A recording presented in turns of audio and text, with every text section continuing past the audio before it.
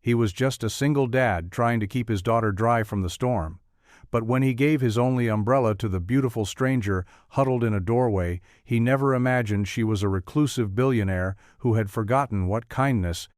It felt like a simple act that would unravel both their lives and stitch them back together, in a way neither of them could have ever predicted.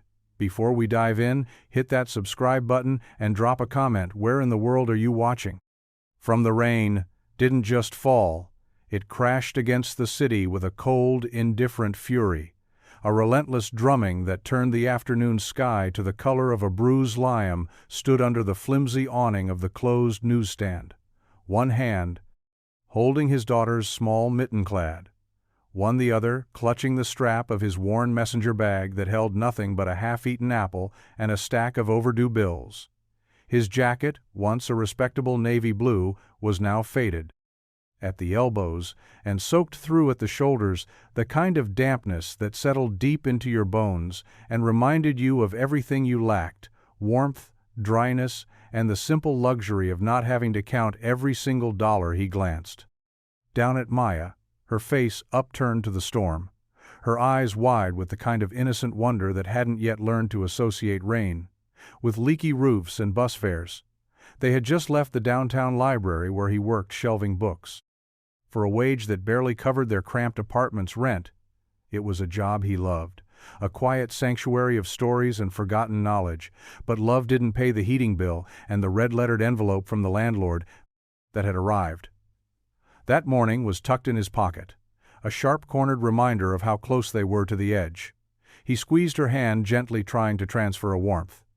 He didn't feel, "Looks like we're waiting this one out, kiddo," he said, forcing a cheerfulness that felt foreign on his tongue. Maya just nodded, her gaze fixed on a river of rainwater rushing down the gutter, carrying a stray leaf like a tiny, frantic boat.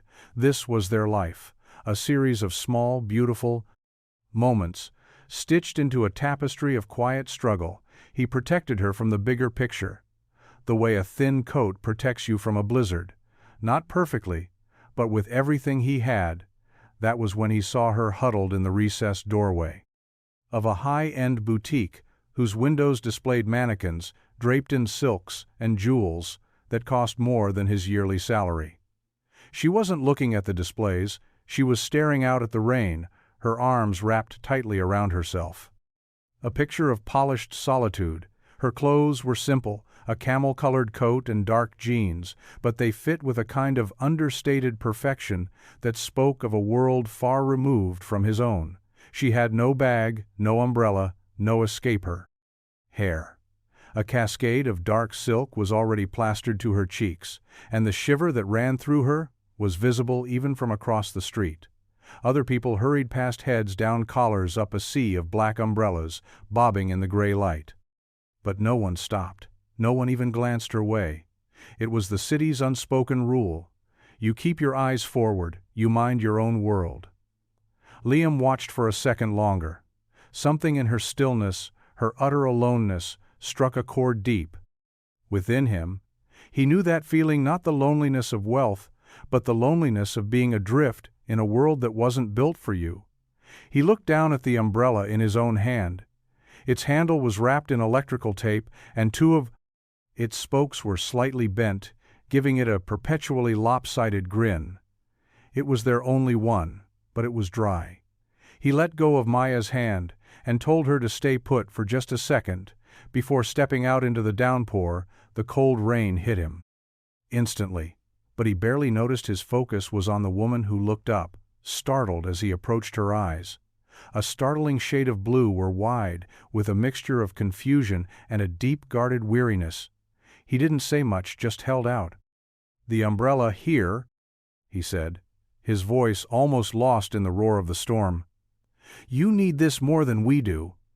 And with that, he turned back before she could protest, before she could say a word, leaving her standing there with his battered umbrella in her hand, a small circle of dryness in the middle of the deluge, a silent offering from a complete stranger who had no idea he had just handed her the first real thing she had felt in years. Catherine Sterling stood frozen in the first doorway, the worn handle of the umbrella cool and solid in her grasp.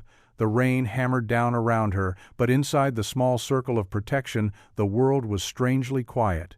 She watched the man's retreating back his soaked jacket, clinging to his shoulders as he took the little girl's hand and guided her under the flimsy protection of another awning.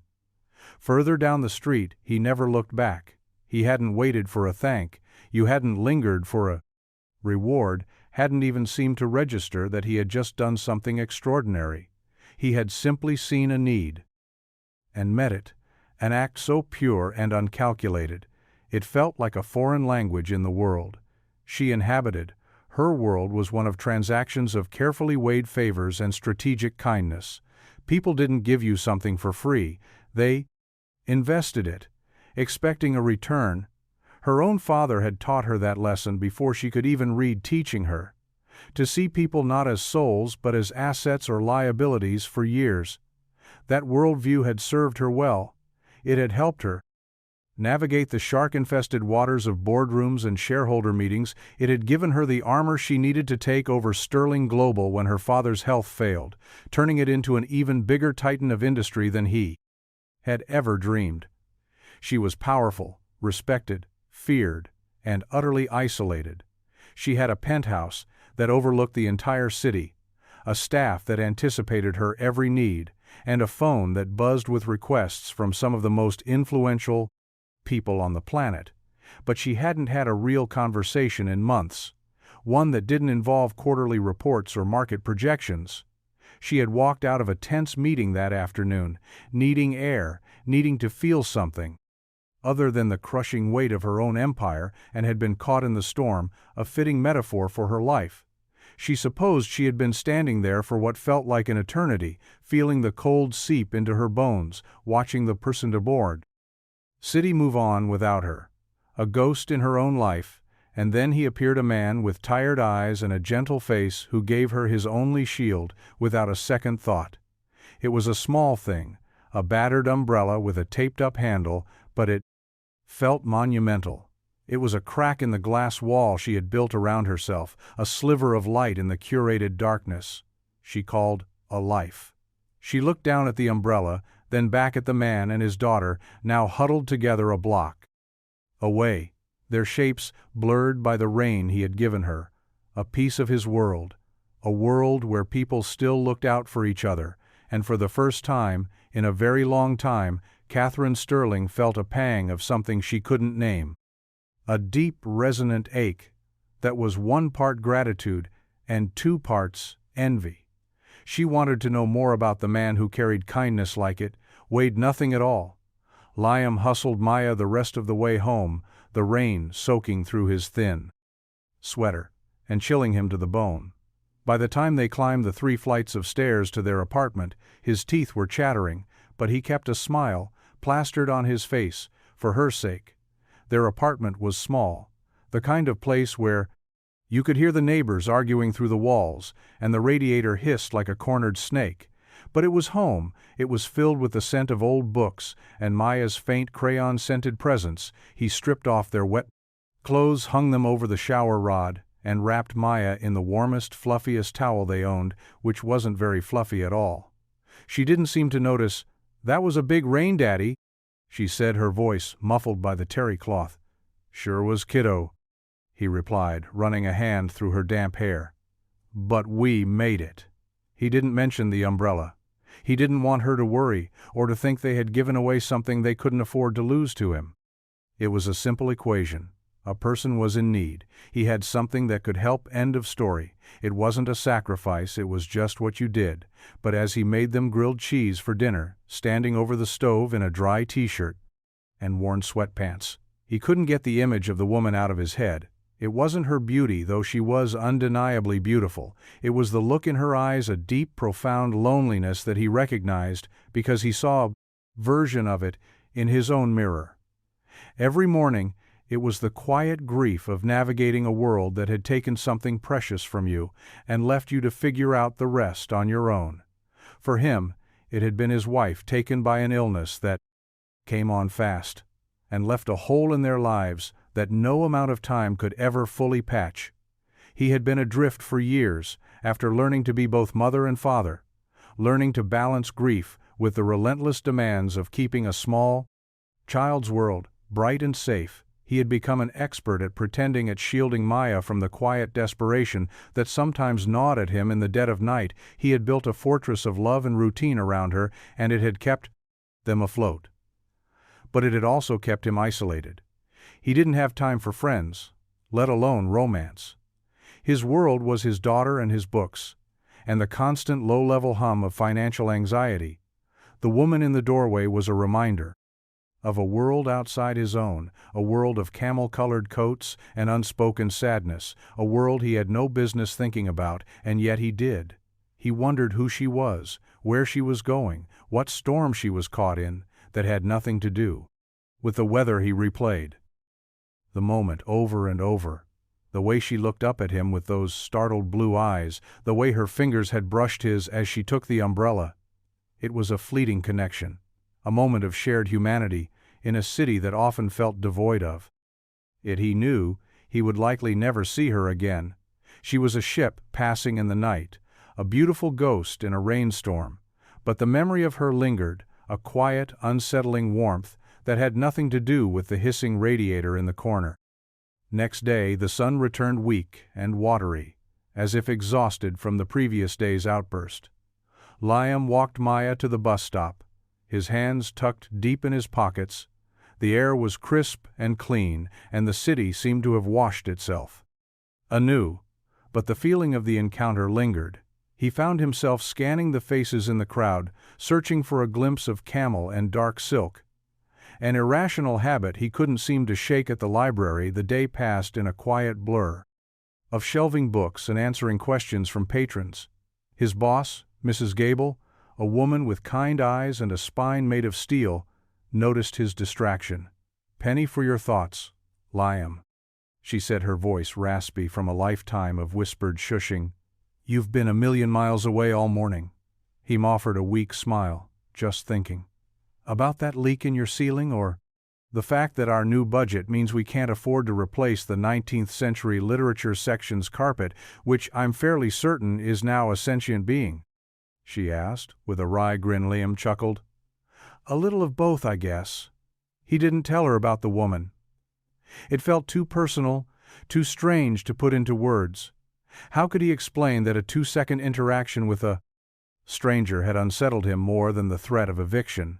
He spent the rest of the day in the archives, organizing dusty first editions that smelled of vanilla and thyme, a task he usually loved for its meditative quality, but today his mind kept wandering. He imagined her walking into the library, her eyes scanning the shelves, her quiet presence, a stark contrast to the bustling world outside. He imagined what he would say, what she would say. It was a foolish fantasy, a story he was writing in his head with a character he didn't even know the name of.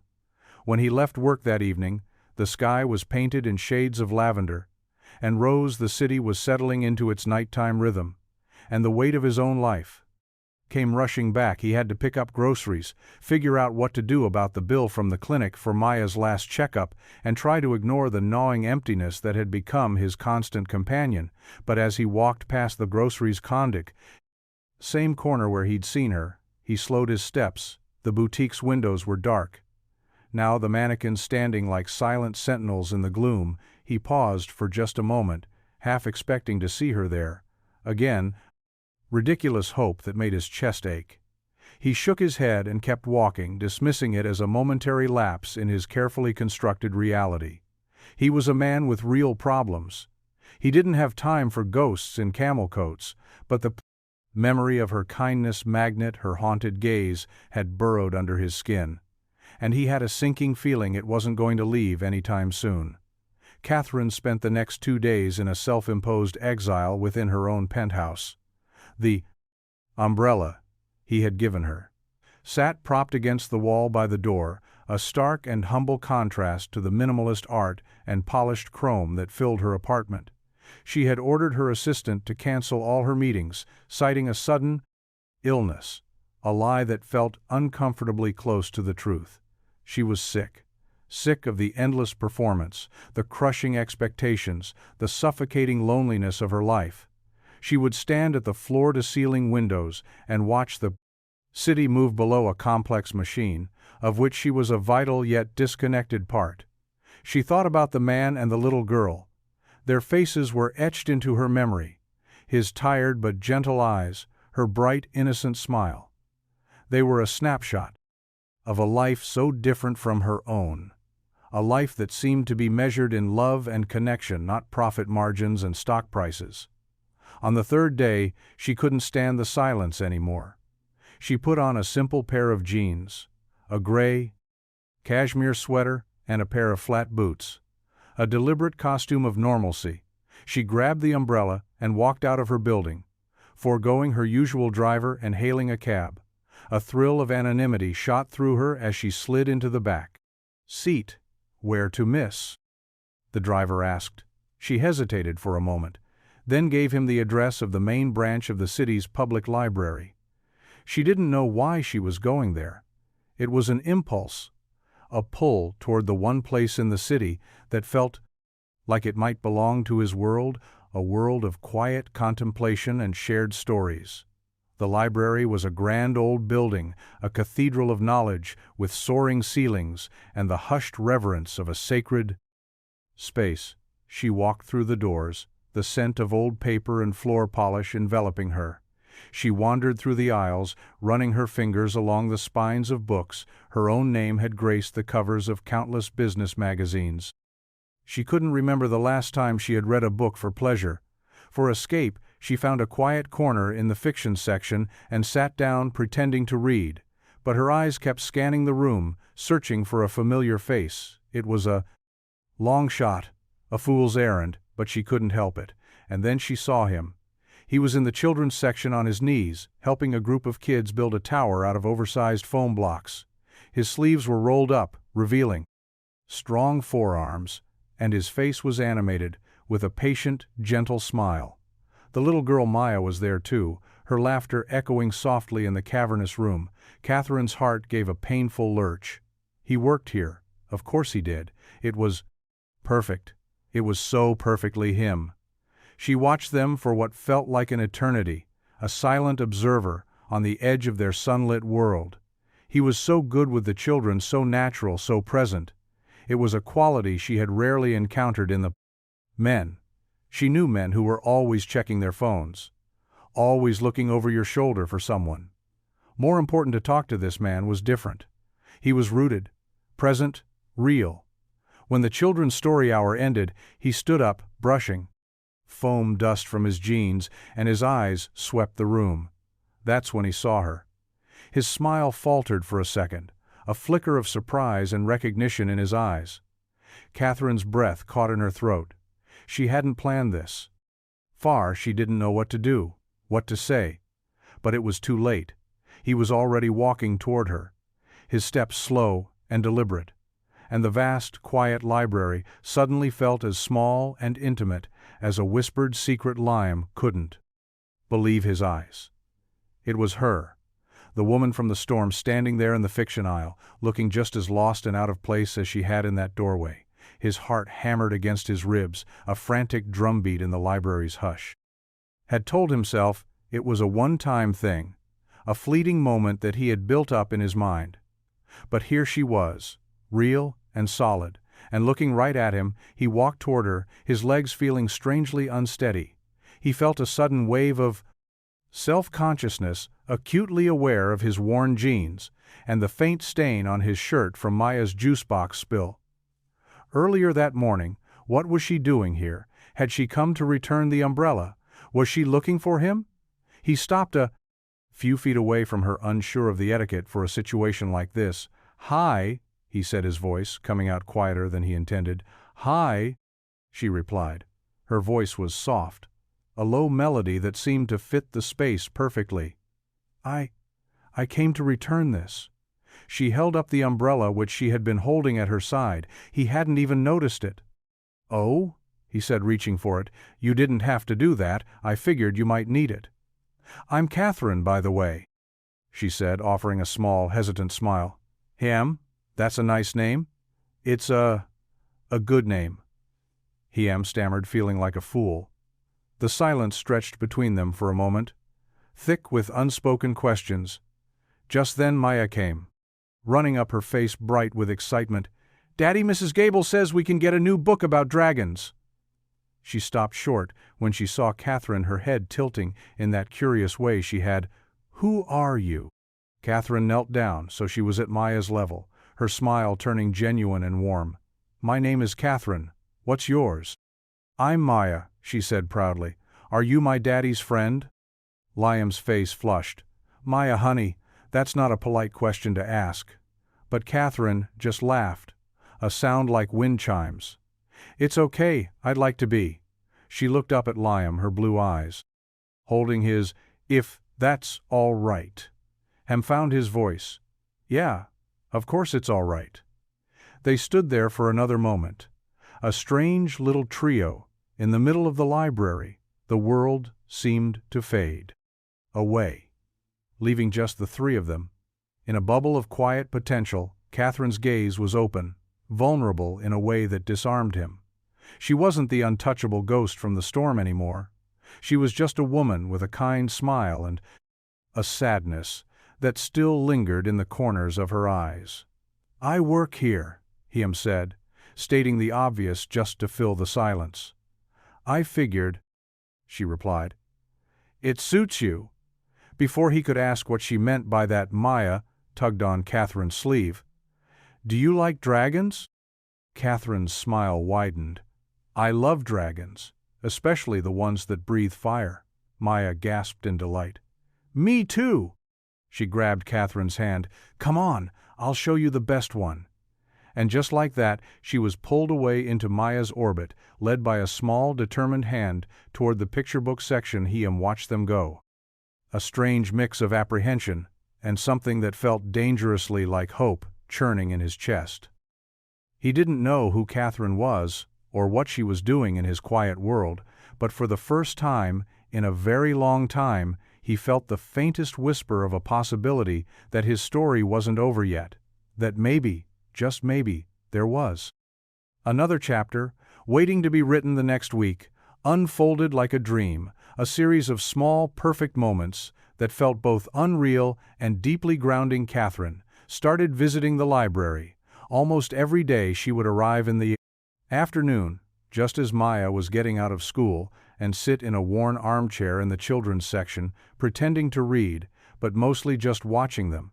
She never asked for anything, she never pushed, she just existed on the periphery of their world, a quiet, steady presence that slowly became a part of it.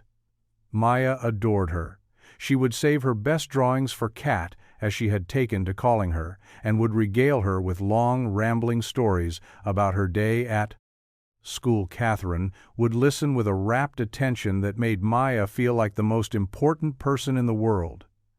Liam found himself looking forward to her visits more than he was willing to admit. They would talk in hushed tones while Maya was absorbed in a book. Their conversations were simple and unassuming.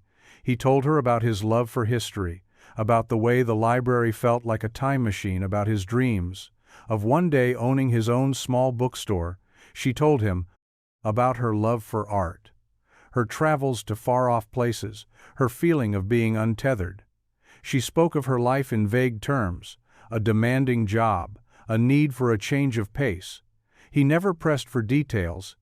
He didn't want to break the fragile spell they were under. He just enjoyed the way she looked at him, like he was someone worth listening to. One rainy afternoon, after the library had closed, they found themselves huddled under the same awning where he had first seen her. This time they were sharing the umbrella, their shoulders brushing as they walked toward the bus stop. "You know," he said quietly, "I never thought I'd see you again after that first day." Catherine looked up at him, the city lights reflecting in her eyes. "I didn't think I would either, but I couldn't." "Forget." "Forget what?" he asked. "The umbrella?" "No," she said softly. "The kindness, I don't think I'd ever experienced it before. Not like that, not without strings attached." Her admission hung in the air between them, vulnerable and profound. He wanted to ask her. Moore wanted to understand the world she came from, that was so devoid of simple grace. But he didn't.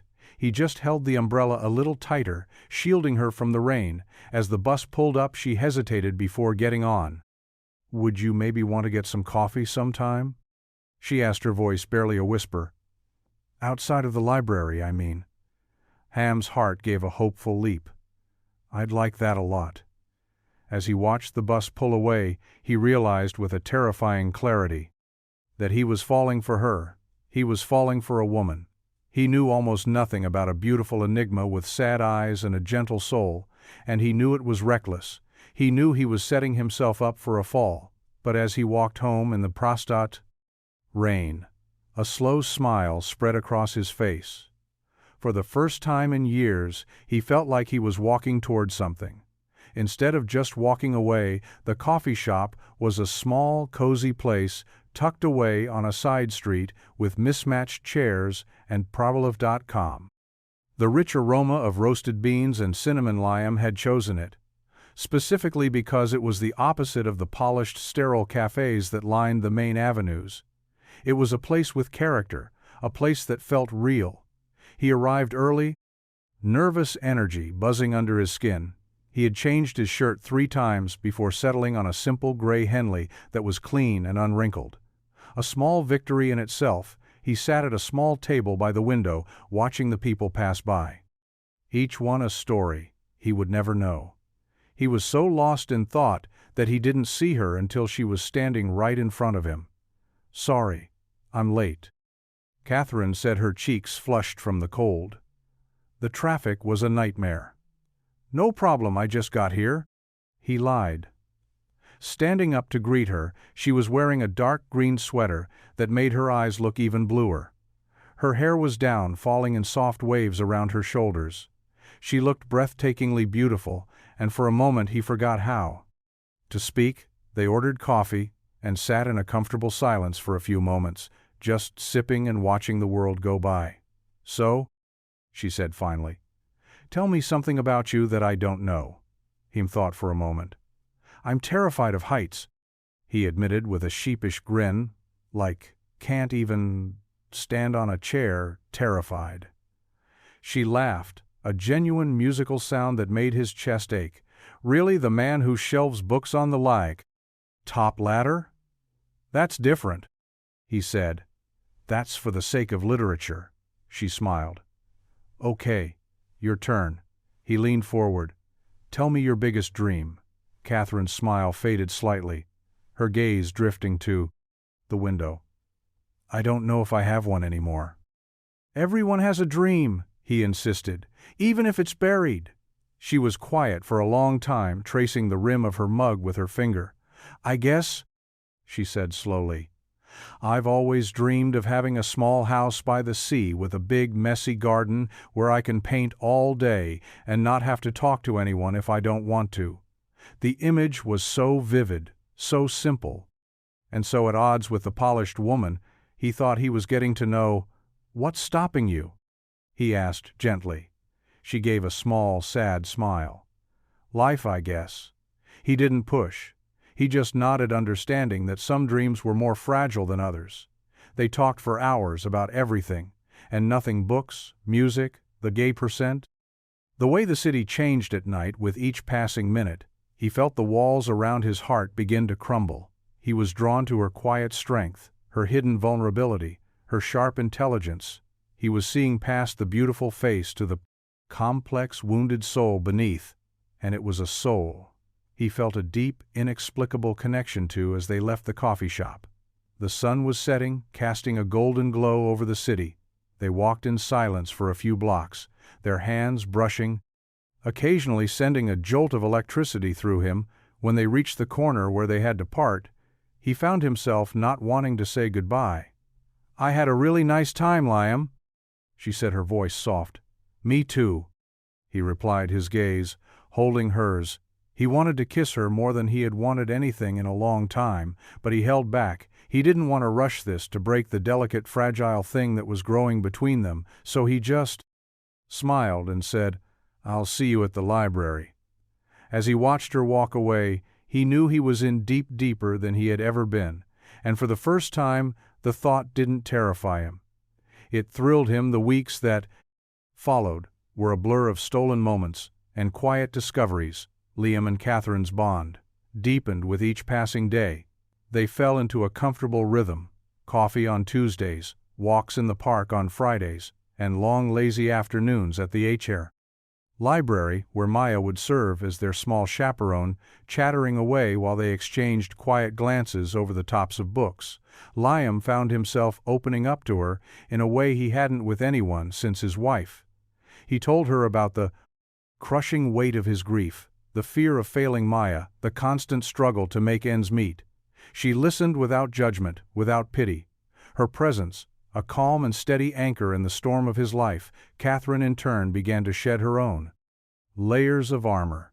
She told him about her lonely childhood, her strained relationship with her father, her feeling of being a cog in a machine she couldn't control. She spoke of a life of immense privilege that felt more like a gilded cage. And he began to understand the source of the sadness in her eyes. One Saturday afternoon they took Maya to the local botanical garden. It was a beautiful day, the sun warm on their skin and the air filled with the sweet scent of blooming flowers. Maya ran ahead, chasing butterflies, her laughter echoing through the trees. Liam and Catherine walked behind, their hands brushing, so often it was no longer an accident. "She's so happy when you're around," he said quietly, watching his daughter. "So am I," Catherine replied, her voice so soft he almost missed it. He stopped walking and turned to her, his heart in his throat. "Catherine," he began. But before he could finish, she reached up and gently touched his cheek. Her fingers were cool and soft against his skin. "I know," she whispered. "Me too." And then she leaned in and kissed him. It was a soft, tentative kiss, a question and an answer. All in one. The world around them seemed to fade away, leaving just the two of them in a bubble of sunlight and blossoming flowers. It was a moment of pure, unadulterated joy, a moment he would replay in his mind 1,000 times over in the days to come. They were falling in love, and it was both the most terrifying and the most beautiful thing he had ever experienced. He knew there were still so many things he didn't know about her, so many unanswered questions. But in that moment, none of it mattered. All that mattered was the feel of her lips on his, the warmth of her hand in his, and the belief that, maybe, just maybe, they had found something real, something worth fighting for. But he was a man who lived in a world of harsh realities, and he couldn't shake the feeling that their idyllic bubble was bound to burst. It was a Tuesday morning when the first crack appeared. Liam was on his lunch break, grabbing a sandwich from the deli across the street from the library. He was thumbing through a newspaper someone had left on the counter when a Y headline caught his eye. "Sterling Global CEO. Catherine Sterling remains out of public eye." Amid merger rumors, the words jumped off the page, sharp and jarring. He stared at the picture accompanying the article, a black and white photo of a woman with a confident smile and sharp, intelligent eyes. It was her. It was Catherine. But it wasn't. It was a version of her. He had never seen a woman of power and influence, a titan of industry, the CEO of one of the largest multinational corporations in the world. His sandwich sat forgotten in his hand. His mind reeled. Sterling Global. He knew the name, everyone did. They owned everything from tech companies to media outlets. Their logo was plastered on billboards and buildings all over the city. And Catherine, the quiet, gentle woman who loved dragons and dreamed of a house by the sea, was the one in charge. The world tilted on its axis. The air rushed out of his lungs. He felt a wave of nausea wash over him. It wasn't anger. Not at first. It was a profound sense of dislocation, a feeling of being untethered from reality. The woman he was falling in love with, the woman who had shared her vulnerabilities and her dreams with him. There was a billionaire, a fact she had conveniently omitted from their conversations. He stumbled out of the deli, the newspaper clutched in his hand. He walked in a daze, his mind a whirlwind of confusion and betrayal. He thought back to all their conversations, her vague references to a demanding job, her need for a change of pace. It all made a sick kind of sense. Now she wasn't just taking a break, she was hiding from a life of unimaginable wealth and power, hiding in his simple, unassuming world. He felt like a fool, a pawn in a game he didn't even know he was playing. Had it all been a lie? Had she been slumming it with the poor librarian just to get a taste of the simple life? Before returning to her throne, he went back to the library, but he couldn't focus. The books blurred before his eyes, the words meaningless. He felt a cold dread settle in his stomach. He knew he had to confront her, but he didn't know how. What could he possibly say to a woman who lived in a different universe, a woman who had the power to buy and sell his entire world without a second thought? He waited for her to arrive that afternoon, his heart a leaden weight in his second chest. When she walked in, her face lighting up, when she saw him, he felt a pang of grief for the simple, beautiful thing he thought they had, because he knew that after today, nothing would ever be the same again. Catherine walked into the Prussian library that afternoon with a lightness in her step that had become increasingly familiar. The past few weeks, she was carrying a small bag from a local bakery filled with Maya's favorite chocolate chip cookies, a small offering to sweeten their afternoon. She spotted Liam by the reference desk, and her heart did its usual little flip, a warm, hopeful flutter that had become the best part of her day. But as she got closer, she saw the look on his face, and the lightness in her chest evaporated. His smile was gone, replaced by a tight, strained expression. His eyes, which usually held a warm, gentle light, were dark and unreadable. "Liam?" she asked, her voice tentative. "Is everything okay?" He didn't answer right away. He just stared at her, his gaze intense and searching. Then he held up the newspaper. He had been holding his hand, trembling slightly. "Is this you?"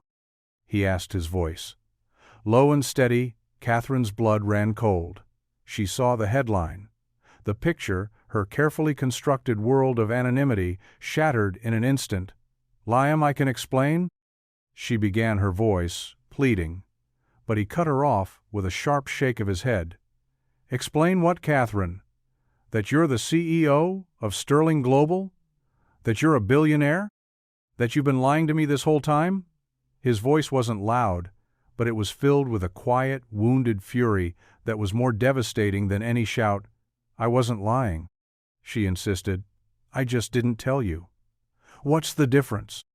he shot back, his voice rising slightly. "You let me talk about my struggles, my fears, my pathetic little life while you were sitting on a mountain of money. You let me believe we were in the same world when we're not even in the Prashinover same solar system." "It wasn't like that," she said, her eyes welling with tears. "I didn't want you to treat me differently. I wanted you to see me for me, not for my money." "And what did you see me as?" he asked, his voice laced with bitterness. "A little project? A vacation from your real life? The poor librarian you could rescue with a few kind words and a sad smile?" "No," she whispered, her voice breaking. "I saw you as the kindest, most genuine man I had ever met. I saw you as someone who made me feel real for the first time in my life." But her words couldn't bridge the chasm that had opened up between them. He looked at her with a mixture of pain and disillusionment that broke her heart. "I think you should go," he said, his voice flat and devoid of emotion. Catherine stood there for a moment, her heart shattering into a million pieces. She had known this moment would come. She had dreaded it, lived in fear of it, but she had never imagined it would hurt this much. She turned and walked away, the bag of cookies forgotten on the floor, the scent of chocolate and shattered dreams mingling in the air. Liam watched her go, his own heart, a hollow ache in his chest. He had pushed her away because he was hurt, because he was scared, because he felt like he had been made a fool of. But as he watched her disappear through the library doors, he couldn't shake the feeling that he had just made the biggest mistake of his life. The days that followed the confrontation were a study in gray. Liam moved through his life like a ghost. The colors of his world muted and dull. The library, which had once been his sanctuary, now felt like a prison. Each aisle a reminder of her. Her laughter seemed to echo in the quiet corners. And he saw her face in the pages of every book he shelved.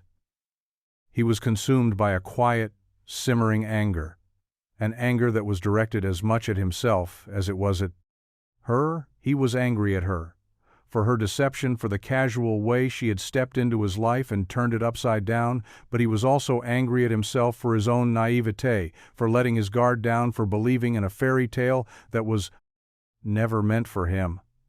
Maya noticed the change in him.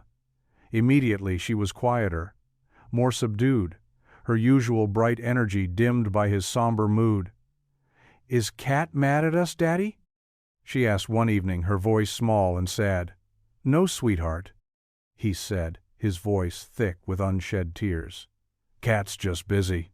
It was a weak lie, and they both knew it. He tried to distract himself with work with Maya, with the relentless routine of his life. But the emptiness she had left behind was a gaping wound that refused to heal. He missed her quiet strength, her gentle smile, her sad, beautiful eyes. He missed the way she looked at him like he was the only person in the world. He missed the person he was when he was with her, the man who dared to hope again, the man who believed in second chances. He was lost in a sea of regret and confusion, not knowing how to navigate his way back to shore. Catherine, meanwhile, had retreated back into her gilded cage. She threw herself into her work with a fierce manic energy that worried her staff. She was ruthless in meetings, sharp and decisive. Her days were a blur of conference calls and financial reports, a carefully constructed wall of paucity when forsengel of rengeli to posel, noise to drown out the silence in her heart. But at night, when she was alone in her penthouse, the silence would return. Deafening and all-consuming, she would stare out at the city lights, the same lights that had once made her feel so powerful, and now only served to remind her of how truly alone she was. She had made a terrible mistake. She had let her fear and her pride get in the way of the one real thing she had ever found. She had hurt the kindest man she had ever known, and she didn't know how to fix it.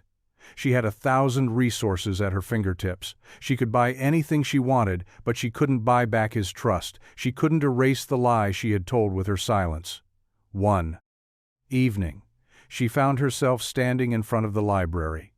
The grand old building, a silent testament to the life she had briefly touched. She watched the people come and go, families, students, lovers, and she felt a pang of longing, so sharp it took her breath away. She wanted to go in to find him, to beg for his forgiveness, but she couldn't. She had no right to disrupt his life again. She had caused him enough pain, so she just stood there in the cold, a ghost on the edge of his world, watching the warm light spill out onto the street, a light she was no longer welcome in. The story broke on a Thursday, a slow news day that was suddenly ignited by a single leaked photograph. It was a grainy picture taken with a Rana long lens camera showing Catherine and Liam walking in the park. Their hands almost touching. The headline was sensational and cruel. Billionaire CEO. Catherine Sterling's secret romance with a penniless librarian. The article was a masterpiece of innuendo and condescension, painting Liam as a naive gold digger and Catherine as a reckless heiress, toying with the lives of the less fortunate. It was a public relations nightmare, a scandal that threatened to destabilize her company and destroy his quiet life. The media descended on the library like a pack of wolves. Reporters camped out on the steps, their cameras and microphones, a constant menacing presence. They ambushed Liam on his way to work, shouting questions about his relationship with Catherine Sterling, his intentions, his financial situation. He tried to ignore them, to push past them, but they were relentless. A faceless mob, hungry for a story. Liam's world, which was already fragile, shattered completely. The library was no longer a sanctuary. It was a stage, and he was the unwilling star of a tragicomedy. He couldn't escape the whispers and stares of his co-workers, the pitying glances of the patrons. Mrs. Gable tried to protect him, but there was little she could do. The board of Sterling Global was in an uproar. They called an emergency meeting, demanding that Catherine take control of the situation. Her father, whose health had been failing, called her for the first time in months, his voice weak but sharp with disapproval.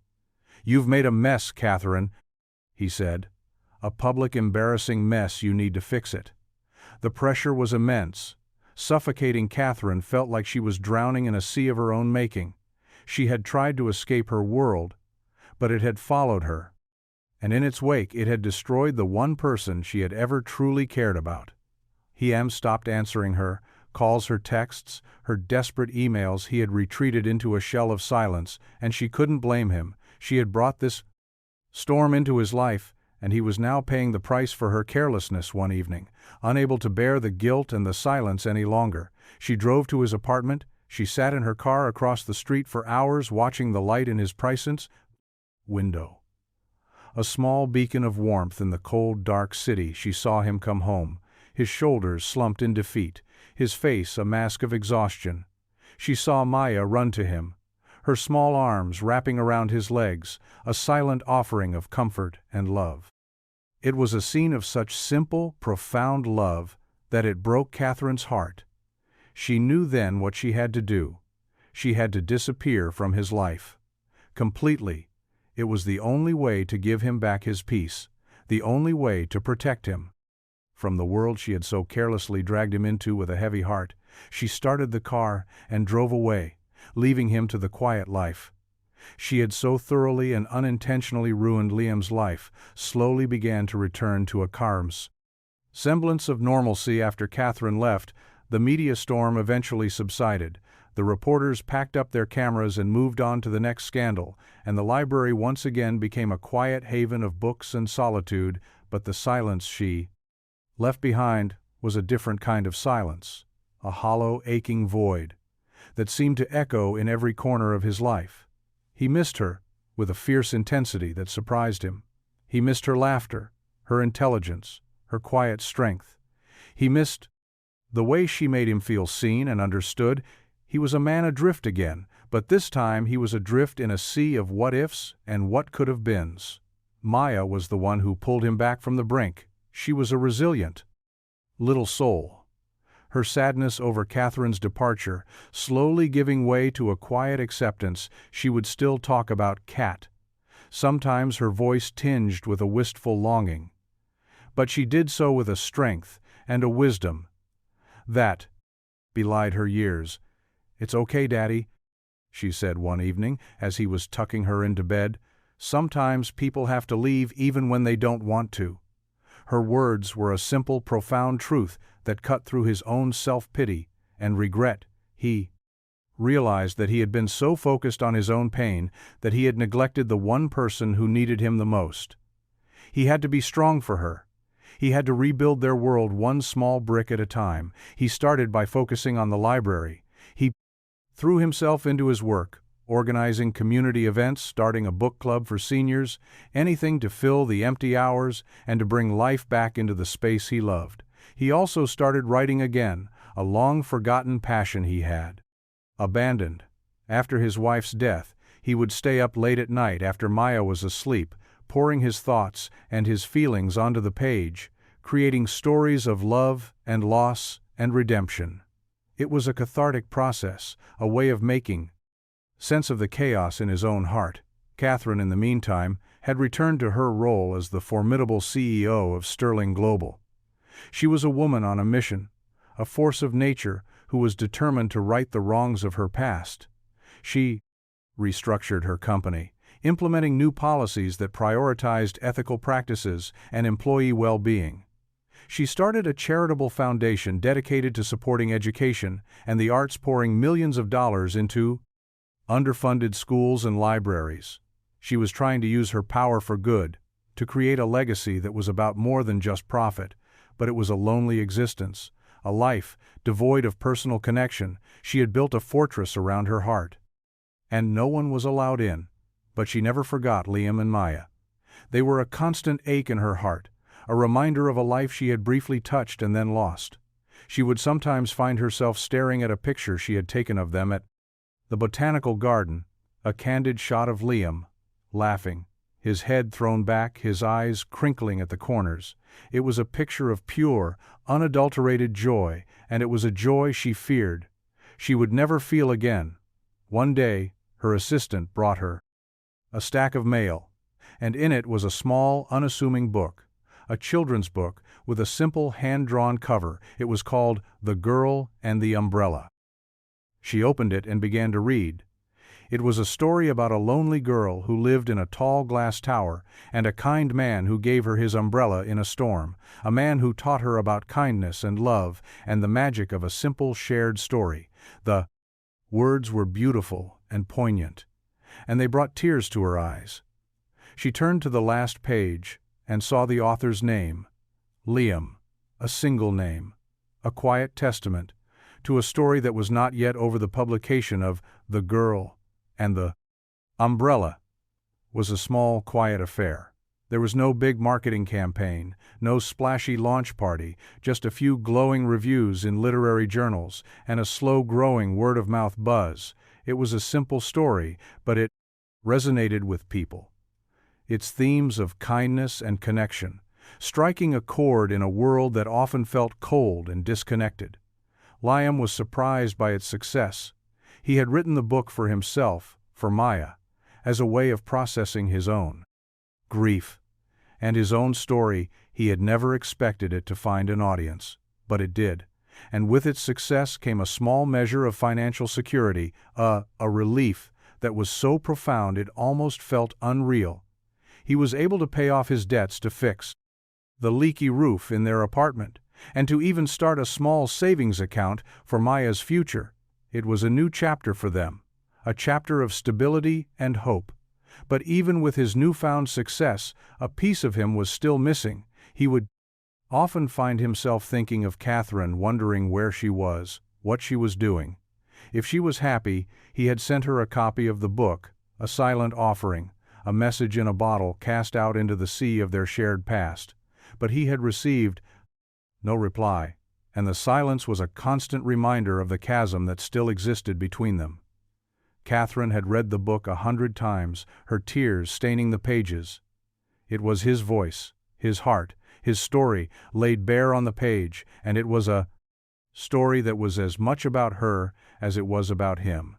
It was a story of forgiveness and redemption, a story that offered a sliver of hope in the darkness of her own regret.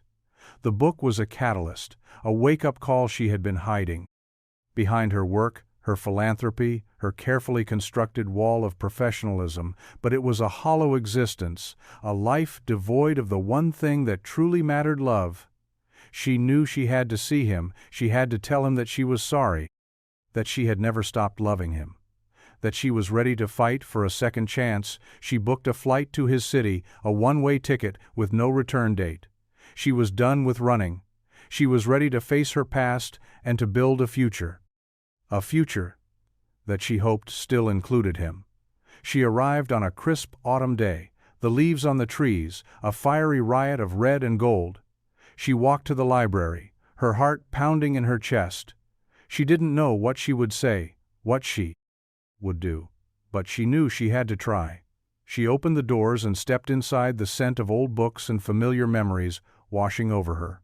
She saw him at the reference desk, talking to a patron. His face was the same, kind and gentle, but there was a new confidence in his eyes, a new strength in his posture. He looked up and saw her, and the world seemed to stop. He stood there for a moment, frozen in surprise.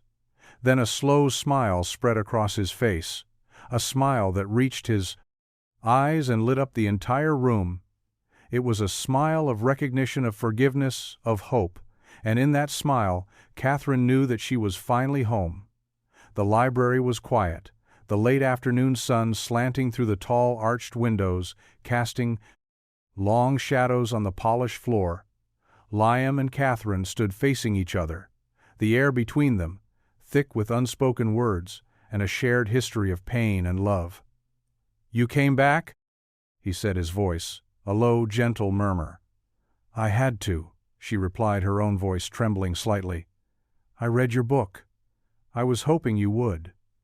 It was beautiful, Ham, she said, her eyes welling with tears. It was our story. Yes, he said, it was. He took a step closer, his hand reaching for hers, their fingers intertwined, a familiar and yet new sensation. I'm so sorry, Catherine, he whispered, his voice thick with emotion. I was a fool to push you away. I was scared and I was hurt, and I let my pride get in the way of the best thing that ever happened to me. No, she said, her thumb stroking the back of his hand. I'm the one who should be sorry. I was the one who lied. I was the one who broke your trust. I was so afraid of being hurt again that I ended up hurting you, and that's a regret I will carry with me for the rest of my life. We were both scared, he said. We were both broken, but maybe we can be broken together. She looked up at him, her blue eyes shining with a hope she thought she had lost forever. I'd like that, she whispered. I'd like that very much. Just then, Maya came running into the room, her pigtails flying behind her. She stopped short when she saw Catherine, her eyes widening in disbelief. Cat? She whispered, her voice a mixture of joy and confusion. Catherine knelt down and opened her arms, and Maya ran into them, burying her face in Catherine's shoulder, her small body shaking with sobs. I missed you, she cried. I missed you too, sweetheart. Catherine said, her own tears falling freely. I missed you so much. Hem watched them, his heart so full, it felt like it might burst. He had his family back, his strange, beautiful, broken family, and in that moment he knew that everything was going to be okay. They were going to be okay. The months that followed were a testament to the power of second chances. Liam and Catherine rebuilt their relationship. Slowly, carefully, brick by brick. They were honest with each other brutally. So at times they talked about their fears, their insecurities, their past hurts. They laid their souls bare, and in doing so, they forged a bond that was stronger and more resilient than before. Catherine made a series of DDA, bold changes in her life. She stepped down as CEO of Sterling Global, taking on a less demanding role as chair of the board. She sold her penthouse in the city and bought a small house by the sea, the same one she had dreamed of so many years ago. It had a big, messy garden and a small art studio where she painted for hours on end. Liam and Maya moved in with her. Their small apartment, a distant memory. Their new home was filled with laughter and love and the scent of salty air and froms. Wet Paint Liam started writing full-time, his books becoming a quiet sensation. He never sought the spotlight, preferring the quiet life they had built. Together, a life of simple pleasures and deep connection. They were a family in every sense of the word. A family, born not of blood, but of choice, of love, of forgiveness. One sunny afternoon they were all sitting on the porch of their beach house watching the waves crash against the shore. Maya was drawing in a sketchbook, a new passion she had discovered under Catherine's tutelage. Liam was reading a book, his arm around Catherine's shoulders, her head resting on his chest. It was a scene of perfect contentment, a scene he had never dared to dream of. You know, Catherine said quietly, her eyes fixed on the horizon, I used to think that happiness was something you had to earn, something you had to fight for. And now? He asked, his lips brushing against her hair. Now, she said with a smile, I know that happiness is something you find in the most unexpected places, in the kindness of a stranger, in the laughter of a child, in the quiet moments when you realize you're finally home. He kissed the top of her head, his heart overflowing with a love so profound it left him breathless. I love you, Catherine Sterling, he whispered. I love you too, Liam, she replied. My librarian, my author, my umbrella-wielding hero. And as the sun set over the ocean, painting the sky in shades of pink and gold, they knew that their story was far from over. It was just beginning, a great love story, written not in the stars, but in the simple, everyday magic of a second chance. A love that was as real and as enduring as the ocean itself. A love that had been born from a single act of kindness, a single moment of connection on the middle of a storm. A love that had weathered its own storms and had come out stronger, more beautiful, and more resilient on the other side. It was a love that proved that sometimes the most extraordinary things can happen in the most ordinary of lives. A love that was a testament to the fact that it's never too late to find your way home. He stood at the edge of the water, the cool Atlantic breeze whipping through his hair, a contented smile playing on his lips. Maya was a little further down the beach, her laughter carrying on the wind as she chased the waves, her small form a bland, vibrant splash of color against the pale sand. Catherine was on the porch. Her easel set up her hand, moving with a fluid grace as she captured the scene on her canvas. Her face was relaxed, her eyes bright with a peace he had never seen in her. Before this was their life. Now a quiet symphony of love and creativity. A life that was so far removed from the worlds they had once inhabited. It felt like a different dimension, a better one. He still couldn't quite believe it. Sometimes he would wake up in the middle of the night and reach for her just to make sure she was real, just to make sure he wasn't dreaming, and she would be there, her warmth, a steady presence beside him, a silent reassurance that this was their reality, their beautiful, improbable reality. He had learned so much from her, about courage, about resilience, about the importance of fighting for what you believe in. But the greatest lesson she had taught him was about forgiveness. She had forgiven him for his pride, for his fear, for pushing her away, and in doing so, she had taught him how to forgive himself.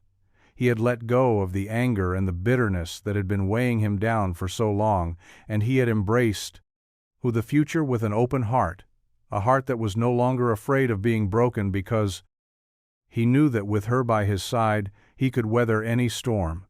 He looked back at the house, at the woman who was his wife, his partner, his best friend, and his heart swelled with a love so immense, it was almost painful.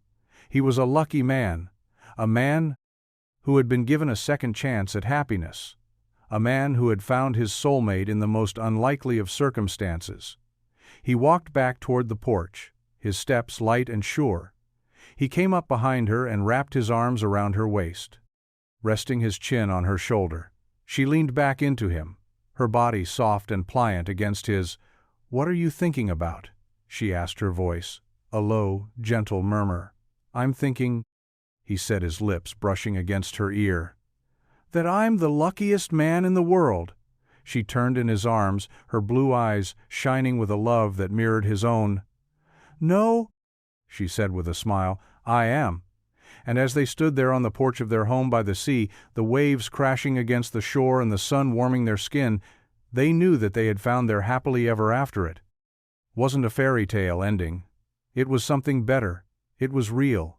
It was messy. It was beautiful. And it was theirs, a love story that would be told and retold for generations to come. A story of hope, of redemption, and of the transformative power of a single act of kindness, a single moment of connection, a single umbrella shared in the middle of a storm. And so their days flowed one into the next, a gentle current of shared moments and quiet joys. The bookstore Liam had always dreamed of became a reality, a cozy little shop in the nearby coastal town with a crackling fireplace and armchairs. So comfortable you could lose yourself for hours. Catherine's paintings filled the walls, her vibrant canvases a testament to the joy she had found in her new life. Maya grew into a young woman with her father's kind heart and her mother's fierce spirit, her laughter, a constant bright melody in their home. They traveled the world, not as tourists, but as explorers, seeking out hidden corners and quiet places, far from the clamor of the world they had left behind.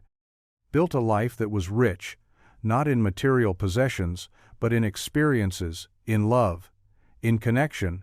It was a life that was a quiet rebellion against the values that had once defined them, a testament to the fact that true wealth is not measured in dollars, but in the currency of human connection. Their story became a quiet legend in the publishing world, a modern-day fairy tale that inspired a generation of readers. People were drawn to its message of hope and its belief in the power of love to transcend social divides. But for Liam and Catherine, it was never about the fame or the accolades, it was about the simple truth of their own lives, a truth they lived every day, in the quiet moments they shared on their porch by the sea, a truth that was as constant and as enduring as the tides one evening as they were watching the sunset. Maya, now a young woman with dreams of her own, turned to them and said, "You know, your story is my favorite." Ham smiled and pulled her into a hug. "It's my favorite too." And as the last rays of sunlight disappeared below the horizon, they sat in a comfortable silence, their hearts full of a gratitude so profound. It needed no words. They had found their way to each other through a storm, and they had built a love that was a shelter from all the storms to come. A love that was a beacon of hope. A reminder that even in the darkest of times, light of human kindness can shine through a love that was a testament to the simple yet profound truth that sometimes all it takes to change the world is one person, one umbrella, and one simple act of love. He looked at the two women beside him, his daughter, now a budding artist with a sketchbook always in hand, and his wife, her face softened by years of laughter and contentment. The lines around her eyes were not from stress, but from joy, a map of a life well lived and well loved. He had come so far from the tired, desperate man he had been all those years ago.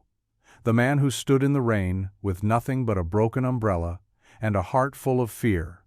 He had been a man who had thought his story was over.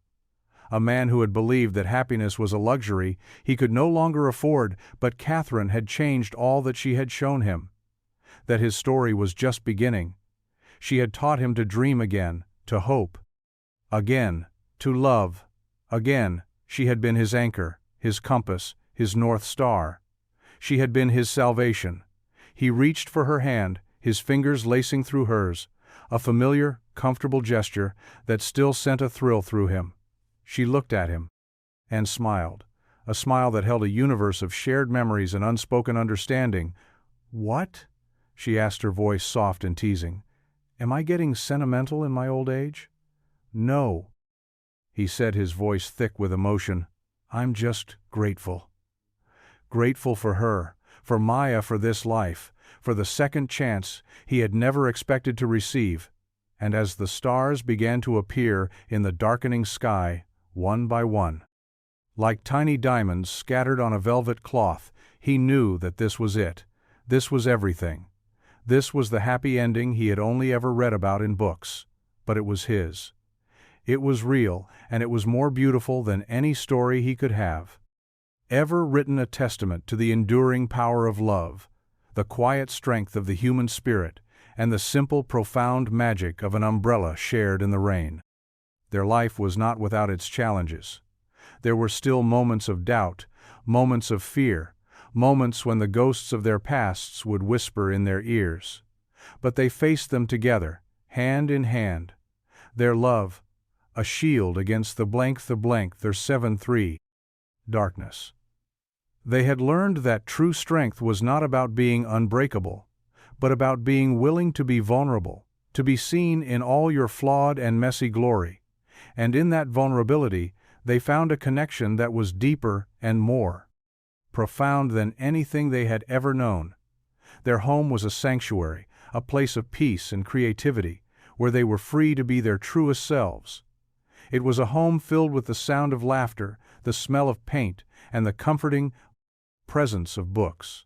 It was a home built not on a foundation of money or status, but on a foundation of love, trust, and mutual respect.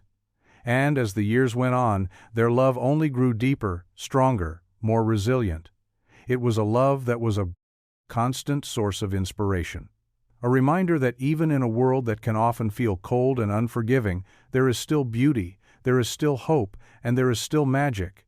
It was a love that was a legacy, a story that would be passed down through generations, a timeless tale of two souls who found each other in the storm and created a life that was more beautiful than any they could have ever imagined. A life that was a testament to the fact that the greatest love stories are not the ones that are perfect, but the ones that are real, the ones that are messy, the ones that are true, a love that was and always would be their greatest masterpiece.